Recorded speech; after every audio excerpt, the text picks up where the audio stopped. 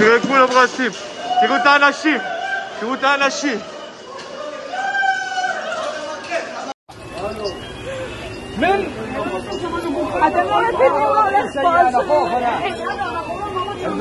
Karibu tena mtazamaji wa The World News katika kipindi hiki cha ulimwengu wa siasa. Bado tunakujuza kinachoendelea katika Mashariki ya Kati, lakini ni kile ambacho kinaendelea kufanywa na Iran.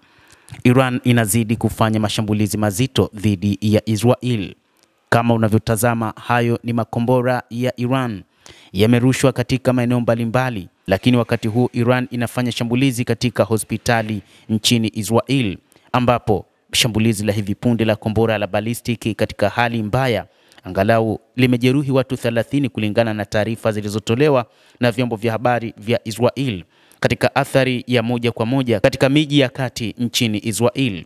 Hii ni taarifa iliyotolewa na Magen David Adom, ambao walieleza namna ambavyo Iran imefanya mashambulizi hayo. Kombora jingine la balistiki la Iran limepiga kituo cha matibabu cha Soroka huko Beersheba siku ya Alhamisi asubuhi, huku ving'ora vikilia kote Israel kufuatia msururu wa kurushwa kutoka Iran.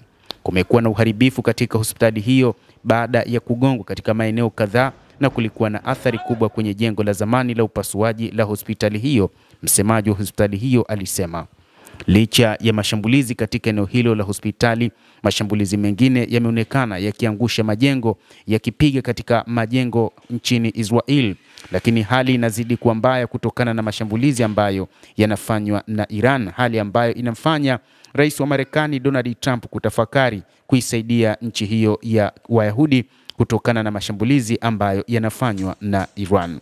Benjamin Netanyahu, waziri mkuu wa Israel, ameiomba Marekani kuingilia kati mzozo huu kwa kupeleka wanajeshi wake na kusaidia kufanya mashambulizi dhidi ya Iran. Licha ya kwamba nayo inaendelea kufanya mashambulizi, lakini bado mashambulizi yake hayakufua dafu wala hawakufanikisha kile ambacho wanakihitaji, na ndio maana sasa wanahitaji Marekani moja kwa moja. Mashambulizi kimsingi yamekuwa ni makubwa mno katika maeneo mbalimbali nchini Israel. Hata hivyo, Israel haikutarajia Iran ingefanya mashambulizi ya aina hii, lakini wakati huu Iran inatumia makombora yake ya kisasa zaidi ya kizazi cha 5 ambayo kimsingi ni vigumu sana kuyazuia. Ni makombora ya Fatah Dash-1 ndio ambayo kwanza wanaanza kuyatumia sasa, ambayo wakati wanaanza vita hawakuyatumia, lakini sasa makombora haya yamekuwa ni tatizo kwa Israel. Ni makombora ambayo kimsingi hata mifumo ya ulinzi wa anga inashindwa kuyazuia, na wakati huu sasa wanahitaji msaada zaidi kutoka kwa Marekani na washirika wao.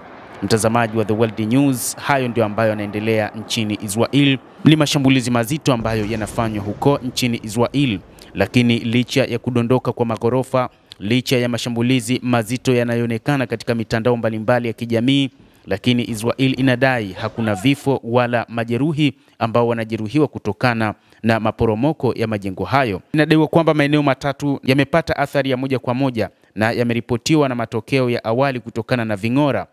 MDA iliongeza kuwa ilikuwa inachanganua tovuti za athari zilizoripotiwa, lakini uharibifu katika hospitali ya Soroka kufuatia mlipuko wa moja kwa moja wa kombora la Iran mnamo leo siku ya Juni 19 inadaiwa kwamba bado hakuna vifo, ni majeruhi wachache tu ambao wamepatikana. Hata hivyo, ni karibia makombora 20 yaliyorushwa kutoka nchini Israel. Hii ni taarifa kupitia vyombo vya habari, na ni makombora ambayo kimsingi yameshindwa kuzuilika. Endelea kutufuatilia mtazamaji, lakini usisahau kulike, kucomment na kusubscribe channel yetu hii ili ufahamu yote haya kupitia hapa The World News.